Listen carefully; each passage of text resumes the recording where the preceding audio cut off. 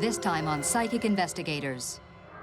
In an LA suburb, a nurse is carjacked. They needed money, let's go steal it. But where is she? And is she alive or dead? Miles away, a woman is jolted by a vision. Like having an electric shock. I could see where she was. But the police aren't buying it. They think she's guilty. And arresting her for murder. Her vision becomes her nightmare. I could feel something. She's in this canyon.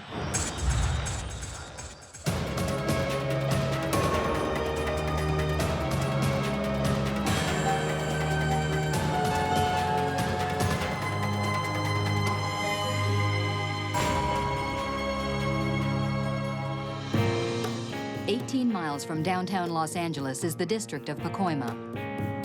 Today, it's a quiet working-class neighborhood.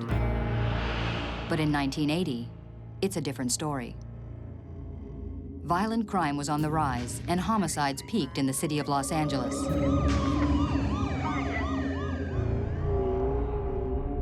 December 15th, around 10:45 p.m., a black pickup truck stops at a light at Foothill Boulevard in Arroyo. A witness sees a woman being carjacked.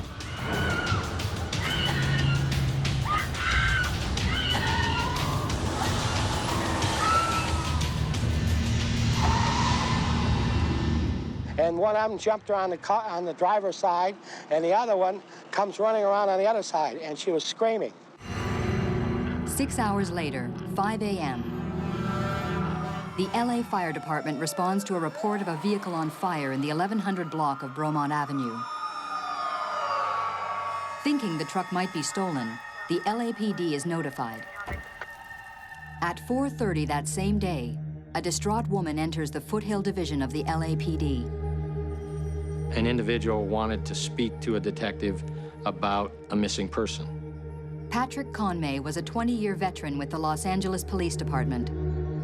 I talked to a lady named Shirley Trissell, and she told me about a friend of hers, Melanie Uribe, who had left for work the night before and never arrived. She and other friends had spent the night and most of the day searching for her. At about 3:30 in the afternoon, she had discovered the truck Uribe was driving on Bromont Street, burned. The same truck that the fire department had responded to at 5 a.m. Melanie Uribe was 31 years old. She was a nurse, she was a single mother, was a very dependable, reliable, responsible individual. I personally, at that point, feel that Melanie Uribe has probably met with some sort of foul play. He starts searching for evidence by checking the woman's burnt-out truck, but comes up with nothing. So what we wanted to do now was find whether there were any other witnesses we were unaware of who might have seen more or knew more. The LAPD goes back to interview the witness of the carjacking the night before. He indicated that the truck, after he'd seen it turn right, had pulled to the curb for a moment. Police check out the spot and find a box of tissue in the gutter. It was later shown to Melanie Uribe's roommate, and she identified it as having been in the truck. So where is Melanie Uribe?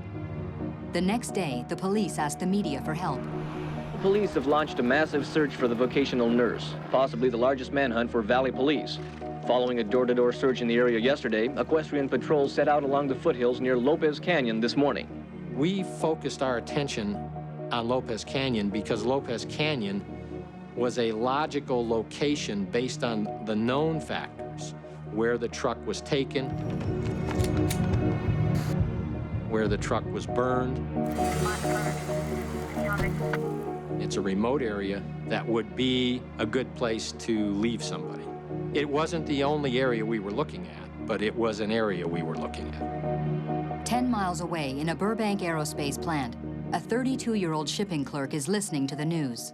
About 3 o'clock, there was some kind of announcement that they had found this missing lady's vehicle.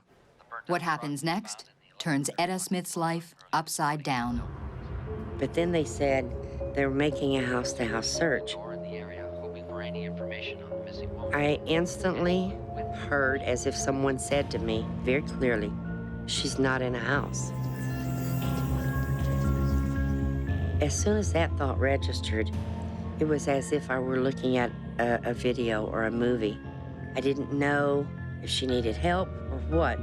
No matter what I did, I could get away from it for a minute, but as soon as I had a free space in my head, it would come back to me.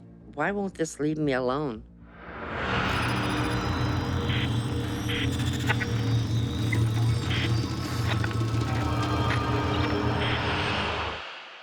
I knew where she was.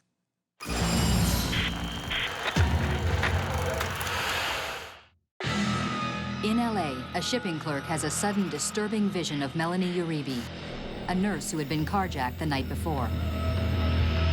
I could see where she was. Going up into the canyon, I could see the curve in the road, a dirt path going to her, and a hill behind her. I've never experienced anything like this before in my life, nothing of a criminal element. I have, ever since I was a very small child, seen things before they would happen or seemed to know things that I shouldn't have known.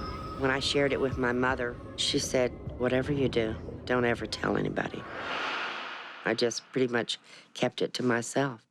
Unable to get the vision of the missing nurse out of her mind, Etta knows this time she has to tell someone. When I get to a certain point, if I turn right, I'm going home. If I turn left, I'm almost immediately in front of the police station. So the argument I'm having with myself is, should I tell them or should I not? They're gonna think I'm some kind of a nut. So what? What if you don't tell them and nobody gets to her in time? I couldn't turn my back on that if there was a possibility, the slightest possibility, that I was right. I turned left.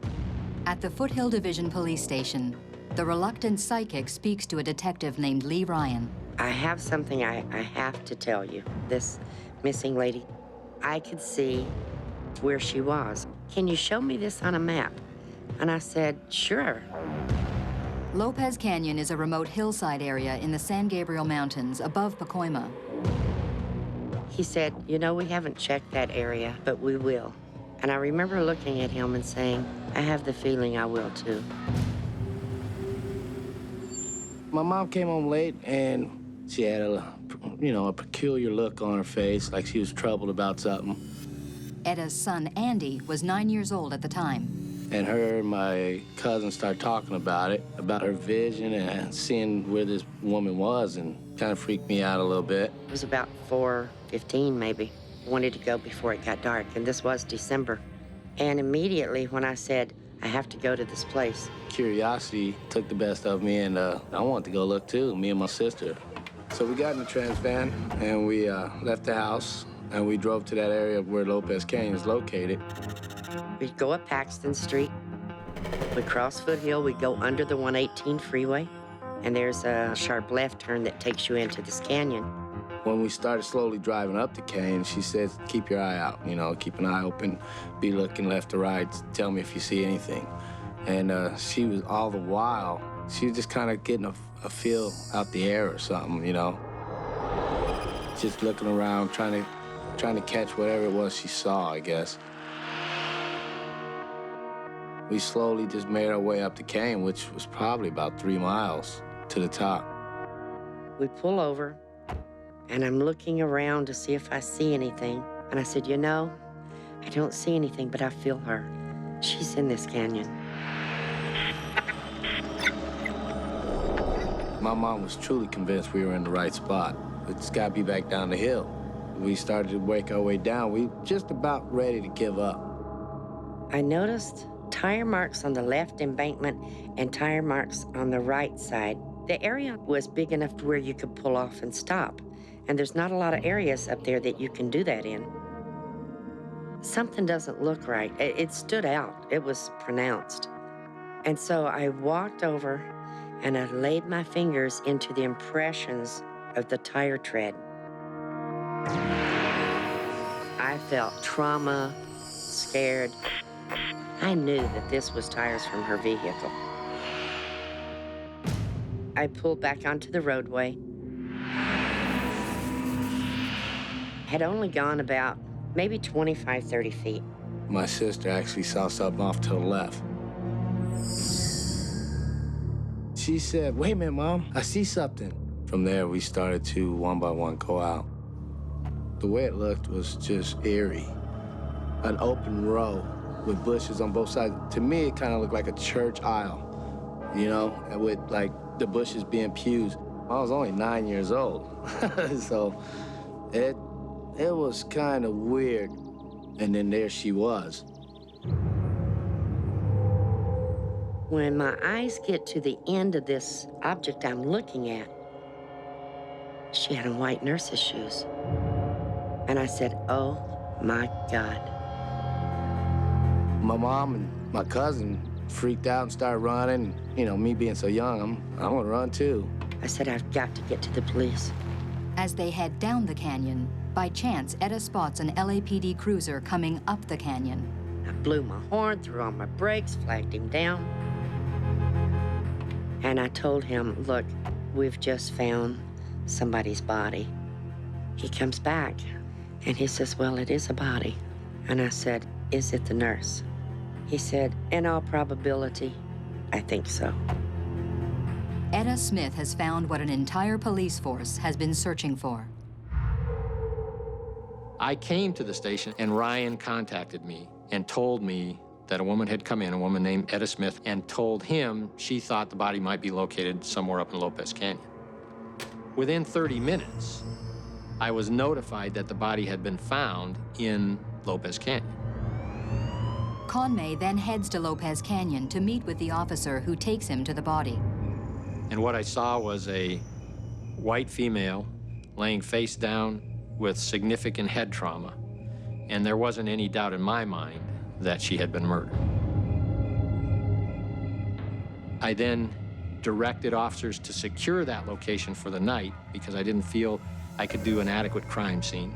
It's not possible for the investigating officer to do every step of the investigation. You have to use other resources, other detectives who are just as capable as you are. Conway sends detectives to talk with Etta Smith about her so-called psychic vision. It went on for hours. It went on till 10:30, maybe at night. I don't think they're believing me. I kept telling them the same thing. But this one officer, he became really belligerent, threw a chair, and raised his voice to intimidate me. "What, you think I'm involved in this? If I was capable of this, my husband would have been dead a long time ago. I'll take a lie detector test. I'll prove to you. I don't know anything about this other than what I've told you." They take her up on the offer. They said, "You failed." Her children are brought in for questioning. Still remember this guy. Gives me a lollipop, you know, and asks me a few questions. I'm answering now because I feel comfortable. But apparently it wasn't the answers he wanted to hear. And he just switched on me like that. And he started yelling at me and went from good cop to bad cop, as they say, and just totally scared me to death, you know? Yeah, I want my mama. No, I'm done. I wanted to keep my lollipop, but I was done. Etta had said that when she drove up the canyon, she didn't see anything. And as she came back down the canyon, I think the 8-year-old announced that she saw something off the road. When the detectives interviewed the other individuals, they were not saying that the discovery occurred exactly that way. It made the individuals talking to her skeptical. At that point, all conversation was over.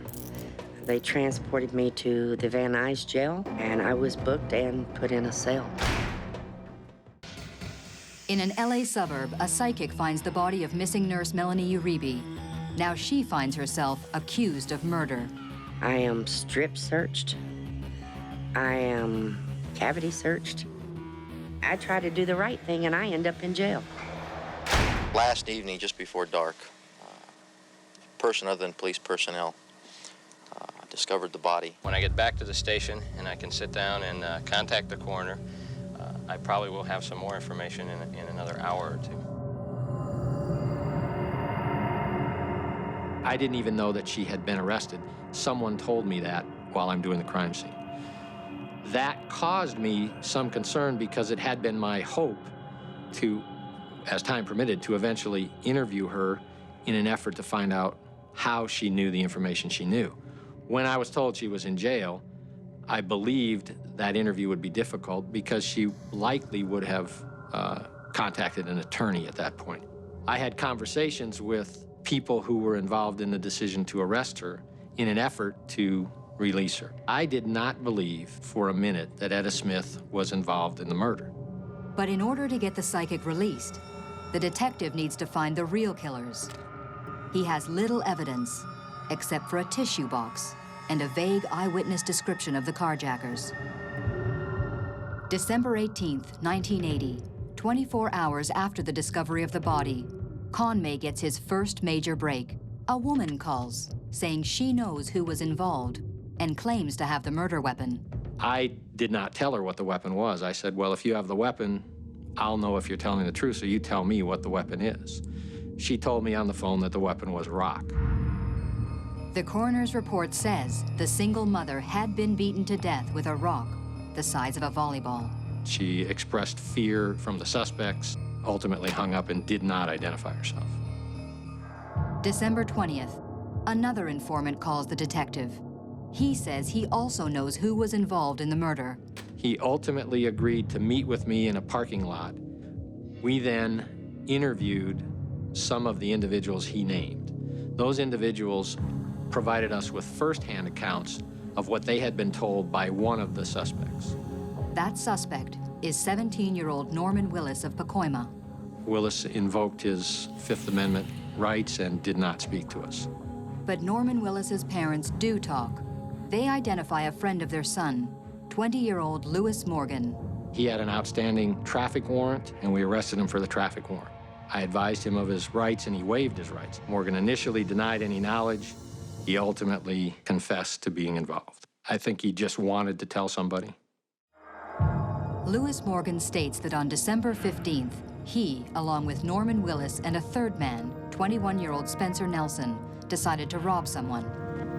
Melanie Uribe just happened to be in the wrong place at the wrong time. Morgan told us that when they stopped on Eustis, Nelson got in the back of the truck with Uribe and raped her.